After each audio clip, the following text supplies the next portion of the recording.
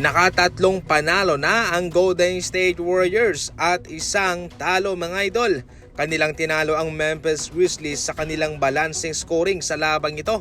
Nagkaroon ng magandang trabaho ang Memphis Grizzlies sa paglimita kay Stephen Curry. 16 points at 4 na 3 lamang. Pero to the rescue naman sina Kuminga na mayroong 25 points, 10 rebounds. Si Podziemski 23 points at si Butler 20 points mga idol, para kanilang matambakan ang Memphis Grizzlies sa score na 131-118. Sinubukan naman ng Memphis Grizzlies na makadikit sa kanila, pero sila'y kinulang sa mga kontribusyon galing kay Caldwell Pope na 7 points lamang mga idol, si Wells 10 points, si Landell 17, Jackson Jr. 16 points, si Ja Morant nga ay 23 points. Okay naman ang kanilang bangko, pero sa fourth quarter sa huling mga minuto ay nahirapan na po ang Memphis Grizzlies na makasabay sa Golden State Warriors. Samantala, nabigo pa rin ang Dallas Mavericks na matalo ang OKC Thunder sa fourth quarter kahit na kanilang hinabol ang nasa 22 na kalamangan ng Thunder sa kanila. Si Shai Gilgeous-Alexander nahirapan dito mga idol 23 points pero mababang scoring to para sa kanya.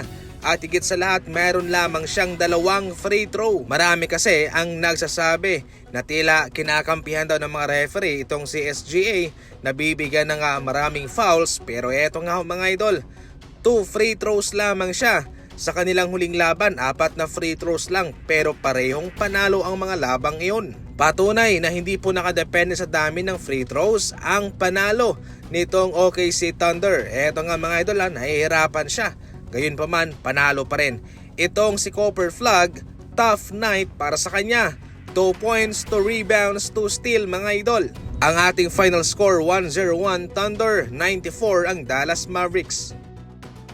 Samantala, eto na ang pangalawang 50 plus point performance ngayon sa NBA. Ito ay ginawa ni Markkanen mga idol, 51 points, 14 rebounds sa kanilang panalo sa score na 138-134, overtime pa to versus Phoenix Suns. Si Kessler 25 points at si Keontae George 26 points, pero kinulang pa rin yun. Mayroon akong 2 players sa ngayon ang kumakamada ng nasa 50 plus point mga idol. Samantalang meron din namang 40 points, 42 points. Ito yung resulta kapag hindi masyadong maganda yung depensa mo.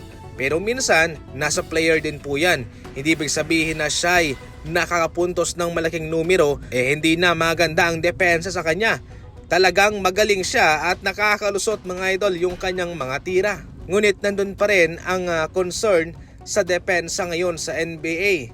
Marahil marami pa rin ang nagsasabi na soft na raw sa ngayon ang liga. Yan lang muna sa ngayon ang ating mga balitang basketball. Maraming salamat po.